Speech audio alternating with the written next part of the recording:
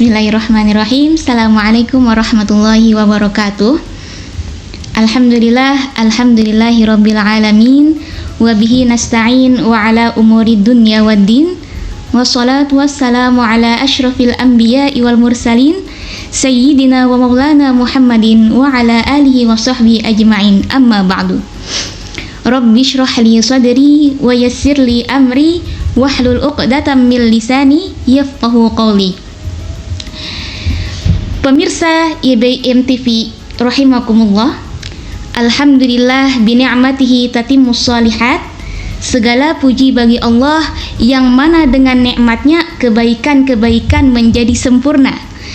Salawat serta salam semoga selalu tercurah kepada baginda kita Nabi besar Muhammad sallallahu alaihi wasallam, yang mana beliau merupakan seorang teladan terbaik dalam mengelola batin dan amal.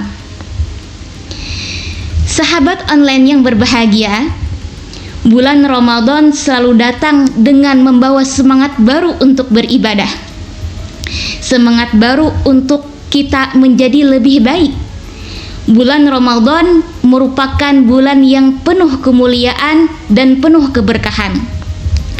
Di dalamnya banyak terdapat berbagai bentuk ibadah seperti puasa, tadarus, tarawih, dan lainnya. Tapi jujur saja nih, di sisi lain kita juga disibukkan dengan pekerjaan yang banyak, deadline yang menumpuk, tugas kuliah atau PR sekolah yang sangat banyak. Dan ada satu hal yang sering kita lupakan, yang sering terlupakan oleh kita, yaitu apa?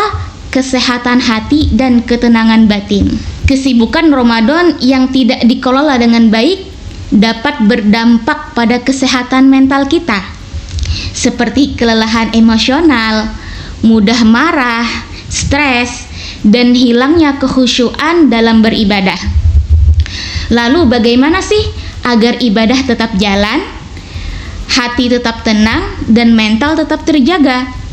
Hari ini kita akan bedah bagaimana kita menjadikan bulan Ramadan sebagai obat bagi mental kita, bukan malah menjadi sumber stres baru untuk kita. Teman-teman pemirsa yang berbahagia, di sini kita akan membahas 3 poin utama yang dapat kita renungkan bersama agar kesehatan mental kita tetap terjaga di tengah padatnya kesibukan kita di bulan Ramadan ini. Yang pertama, marilah kita bersama-sama kembali meluruskan niat kita. Apa yang kita lakukan selama di bulan Ramadan ini kholis, ya, semata-mata karena Allah Subhanahu wa taala. Kita fahami bersama bahwasanya ibadah merupakan bukan beban untuk kita, melainkan ibadah justru menjadi healing kita, menjadi healing untuk batin kita dan mental kita. Tapi seringkali kita terjebak pada mental checklist. Kita merasa gagal nih jika kita tidak khatam sekian kali atau tidak tarawih di masjid. Akibatnya apa? Ibadah kita itu terasa seperti beban pekerjaan tambahan. Ramadan bukan lomba sibuk, tapi Ramadan untuk mendekatkan diri kita kepada Allah Subhanahu wa taala. Jangan sampai kita mengejar kuantitas tapi kita kehilangan kedamaian batin. Karena esensi atau inti ibadah kita kepada Allah yaitu zikrullah atau mengingat Allah. Ini bukan berarti kita meninggalkan target ibadah ya. Namun jika mental kita sedang sangat lelah, ubahlah, marilah kita mengubah cara untuk mencapainya. Yang mana kemarin-kemarin kita membaca 1 juz dengan terburu-buru, tapi pikiran kita melayang ke pekerjaan, yang mana itu justru menambah pikiran stres kita. Coba kita ubah caranya dengan membaca 5-10 ayat dengan perlahan, kita fahami maknanya sehingga hati menjadi tenang. Kama qala Allah Ta'ala fil Qur'anil Karim, a'udzu billahi minasyaitonir rajim. Bismillahirrahmanirrahim. Ala bidzikrillahi tatma'innul qulub. Ingatlah, hanya dengan mengingat Allah lah hati menjadi tentram. Ibadah seharusnya sebagai obat penenang jiwa kita, penenang stres, bukan malah menjadi penambah stres untuk kita semua. Poin yang kedua, teman-teman sekalian, hendaknya kita memahami batas diri. Hendaknya kita mengenal kemampuan diri kita. Kama qala Allah Ta'ala fil Qur'anil Karim, Bismillahirrahmanirrahim, la yukallifullahu nafsan illa wus'aha. Allah tidak membebani seseorang melainkan sesuai dengan kemampuannya. Memahami batas diri bukan berarti malas ya, tetapi tahu nih kemampuan jiwa dan raga kita. Setiap orang punya kondisi yang berbeda. Ada yang bekerja seharian, ada yang mengurus keluarga, ada yang lelah secara fisik atau mental. Islam tidak menilai dari siapa yang paling berat, tetapi dari siapa yang paling ikhlas dan paling istiqomah.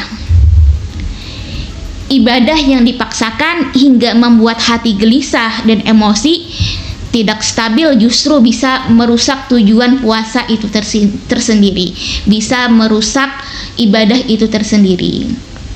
Yang ketiga, poin yang ketiga itu tak kalah penting karena ini merupakan aktivitas kebanyakan dari kita, mungkin hampir setiap dari kita melakukan aktivitas ini, yaitu apa kira-kira?